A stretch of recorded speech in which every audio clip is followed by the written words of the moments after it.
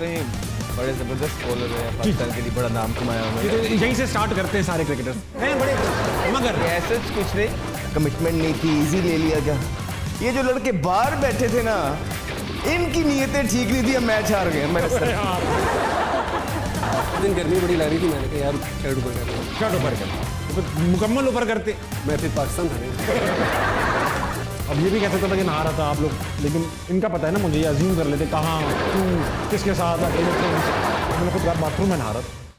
अब इसके बाद क्या उसे कहता मैं दोस्तों, अब इसके बाद क्या मैं उसे कहता दोस्तों, अब इसके बाद क्या उसे कहता मैं ताबिशा, जब शोख शंग कह दिया चंचल ही कह दिया, रोखोशन कह दिया चंचल ही कह दिया। ये बाल तो हुए हैं मेरे धूप में सफेद, उसने बुजुर्ग जान के अंकल ही कह दिया। भंगड़े पे और धमाल पे भी टैक्स लग गया। वाह, भंगड़े और धमाल पे भी टैक्स। भंगड़े पे और धमाल पे भी टैक्स लग गया, सुर पर भी और ताल पे भी टैक्स लग गया। शादी के बारे में न कभी सोचना छड़ो, शादी के बारे में न कभी सोचना छड़ो, सुनते हैं इस ख्याल पे भी टैक्स लग गया, सुनते हैं इस ख्याल पे भी टैक्स लग गया। करती हैं जो मासियां 10-10 घरों में काम, करती हैं जो मासियां 10-10 घरों में काम, उन मासियों के माल पे भी टैक्स लग गया। उन मासियों के माल पे। और पहले तो बच्चे 2 ही थे अच्छे, मगर ये क्या, पहले तो बच्चे 2 ही थे अच्छे, मगर ये क्या, अब मेरे एक बाल पे भी टैक्स लग गया, अब मेरे एक बाल पे भी टैक्स लग गया। और संडे के संडे मिलते थे हम मुफ्त में, मगर संडे के संडे, वाह, संडे के संडे मिलते थे हम मुफ्त में, मगर अब यार के विसाल पे भी टैक्स लग गया। कहते हैं इससे बात ना करना बगैर फीस, कहते हैं उससे बात ना करना बगैर फीस, बेगम से बोल चाल पे भी टैक्स लग गया, बेगम से बोल चाल पे भी टैक्स लग गया। क्यों इतने टैक्स लग गए मत पूछिए सवाल, क्यों इतने टैक्स लग गए मत पूछिए सवाल, गीलानी इस सवाल पे भी टैक्स लग गया। जंगल में मोर नाचा तो आएगा उसको बिल, अब हिरनियों की चाल पे भी टैक्स लग गया, अब हिरनियों की चाल पे भी टैक्स। क्या बात है सर, क्या थैंक यू सो मच। इजाजत क्लियर सर, गिलानी साहब बैठे ना, एक बात क्लियर करता चलूं, सब समझ रहे हैं कि आप मोबाइल से शायरी पढ़ लेते, नहीं मोबाइल में कुछ और देख रहे थे, शायरी दिल से पढ़ लो, मोबाइल पे सर VPN आपने अच्छा लगाया। Thank you thank you thank you, ताली होनी चाहिए गिलानी साहब की।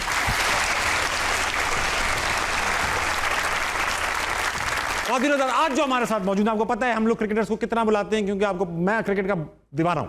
आज जो हमारे साथ मौजूद है पाकिस्तानी क्रिकेट के बड़े नाम, बड़े नाम 2 ही हैं, बस 2 ही नाम है, ऐसा नहीं कि आप समझे पूरी टीम बुला ली है। आपकी भरपूर तालियों में उमैद आसिफ और अहमद शहजाद। अहमद भाई प्लीज, थैंक यू।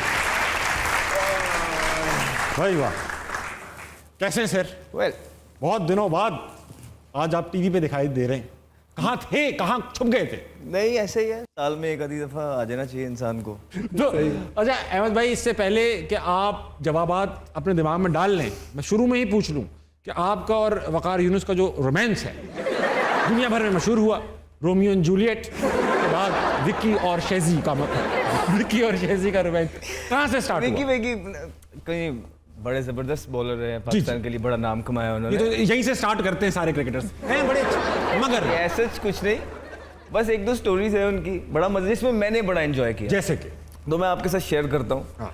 अब जिम्बाब्वे में हमारी एक सीरीज हो रही थी, जिम्बाब्वे के साथ ही, ठीक है, तो खैर कुछ इतना ताल्लुक अच्छे नहीं थे हमारे, मुझे उन्होंने ड्रॉप कर दिया और मैं चुपचाप जो मेरा काम था, पानी पकड़ा, पानी पिलाया, पानी पकड़ा, अच्छा किया। पानी पिलाया, और मैं ये सोच रहा था कि किसी को मैंने मौका नहीं देना कि कोई ये कहे कि मेरा एटीट्यूड ख़राब है, फलाना है, मैं बाहर भी बैठा हूँ तो मैंने अपना 100% देना। सबको गीला कर दूंगा पानी से।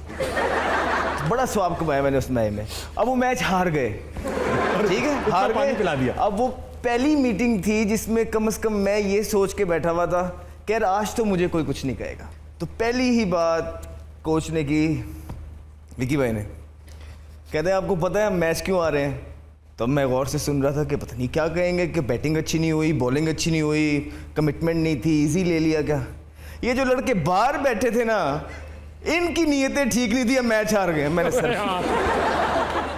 Very nice, very nice. अच्छा मैं ये बताएं कि आपकी सेलिब्रेशंस मशहूर है मार्केट में, और कभी कमीज उठा लेते हैं आप, उसमें आयरन मैन निकलता है, कभी मास्क ऐसा आयरन मैन का। तो लोहे से प्यार है या आयरन मैन से प्यार है? उस दिन गर्मी बड़ी लग रही थी, मैंने कहा यार शर्ट ऊपर कर ले। शर्ट ऊपर कर ले, तो फिर मुकम्मल ऊपर करते। मैं फिर पाकिस्तान था नहीं। मैं उम्र रिवील करूंगा क्योंकि आप लोगों की तो वो वाहिद लोग हैं जिनकी लिखी हुई आती है, पूरा कौम देखता अच्छा 38 का हो गया, तो आप अब 38 के हो चुके।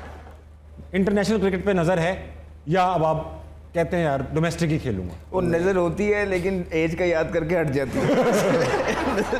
और ये मैं क्या देख रहा हूँ?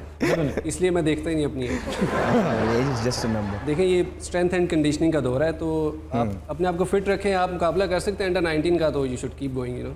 अच्छा, तो आप अभी अंडर 19 तो नहीं खेलना चाहते ना? नहीं, मैं अब तो अंडर 19 हूँ, रातें निकाल के। एग्जैक्टली। अच्छा उमैद, मैं आपकी एज से बताऊं क्या हुआ। मैं बचपन से ना क्रिकेट बहुत शौक है मुझे, बहुत शौक। अब क्या हुआ कि मैं भी अब 37 साल का हो गया। अब जब मैं 37 का हो गया, मैंने डोमेस्टिक किया, अंडर 19 किया, कुछ भी नहीं खेला हुआ, तो मैं बाथरूम में एक दिन नहा रहा था। अब ये भी कह सकता था कि नहा रहा था आप लोग, लेकिन इनका पता है ना मुझे, ये अज्यूम कर लेते कहाँ, क्यों, किसके साथ अकेले थे। मैंने खुद बाथरूम में नहा रहा था, मुझे ख्याल आया यार अब मैं 37 का हो गया, अब तो मेरा कोई चांस ही नहीं है। तो उधर ही बाथरूम में मैंने क्रिकेट खेलने का, तो मैंने बाथरूम में अपनी क्रिकेट से रिटायरमेंट का ऐलान किया, हर फॉर्म से, अपने आप से ही।